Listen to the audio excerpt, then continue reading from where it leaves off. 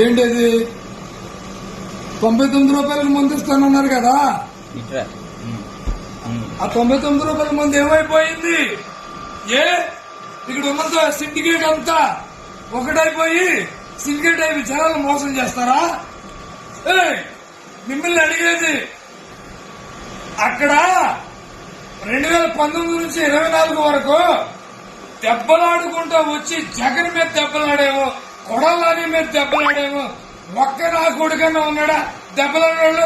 మళ్ళీ దెబ్బలాడే వాళ్ళందరూ సిండికేట్లు, వ్యాపారులు. వాళ్ళు వ్యాపారాలు చేసుకుంటే ప్రభుత్వం వచ్చిందని ప్రభుత్వం వచ్చి వీళ్ళందరూ ఒకటైపోయారా? ముందు తాగేవాడికి వీళ్ళ మాట ఇచ్చిందేంటి? ప్రతిరోజు 99 రూపాయలు ముందు ఇస్తామని చంద్రబాబు గారు చెప్పారు.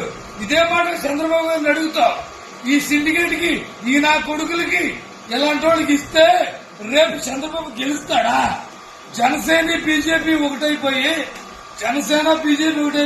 చంద్రబాబు గారికి వ్యతిరేకం అవుతుంది.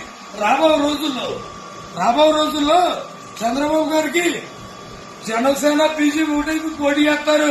అప్పుడు మళ్ళీ మేమే మా తెలుగుదేశం పార్టీ ఊరుకుంటూ రావాలి. ఈ సిండికేట్ లో ఉన్నవాడు ఇప్పుడు వస్తాడా?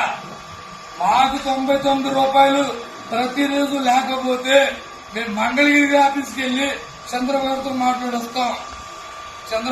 మాట్లాడొస్తాం. అట్లా మీరు లేదా? ఏమీ లేదు. గతంలో ఎలా మోసపోయామో అలాగే మోసపోతున్నాం. గతంలో ఎలా మోసపోయామో బడ్రైజర్ ఉంది, ఆల్ట్రా బడ్రైజర్ సిండికేట్ లొంగిపోయాడు చంద్రబాబు గారు. ఎవరికే లొంగిపోయాడేమో చంద్రబాబు గారిని సిండికేట్ ఎవడు? అరే బాబు, మాకు ముందు లేకపోయిన బాగోదు కానీ చంద్రబాబు గారిని గెలిపించాలంటే మళ్ళీ గతంలో ఉన్న కార్యకర్తలు తప్ప ఇవాళ పార్టీ వచ్చిందని వ్యాపారాలు చేసుకున్న ఒక్కడో పడతాడు. గతంలో మళ్ళీ పార్టీ కోసం తిప్పలబడిన నాలాంటి వాళ్ళు ఉంటారే, వాళ్ళందరూ మళ్ళీ రోడ్డు మీదకి వస్తేనే చంద్రబాబు గారు గెలుస్తాడు. లేదా ఈసారి గారు ఉంటాడో లేదో కూడా నాకు తెలియదు. వీళ్ళని నమ్ముకుని చంద్రబాబు గారు నడుస్తున్నాడు.